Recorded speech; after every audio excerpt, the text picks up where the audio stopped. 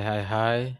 So ngithathe i-trade nge-NY session, but it was a loss because ngingene nge-SMT fill instead of waiting for i-SSMT eyenzeke la, which was i-hidden SSMT because i-euro i-body closanga below ama-lows, kodwa i-GBP i-body close below the lows before going higher.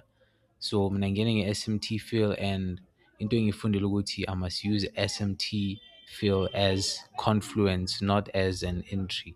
So bekumele ngiyisebenzise i-confluence with an SMT, yabona.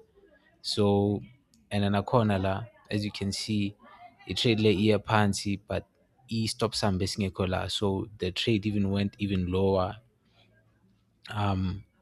in drawdown before going higher. So ngavele ngacancel i-trade because ngibonile ukuthi okay, if vele bengibeka i-stop sami kahle vele I was going to be out of the trade. So ngavele ngacancela le trade. So because of that, I'm going to decrease my risk for the next trade and stuff. So yeah, that's trade sort of update for today.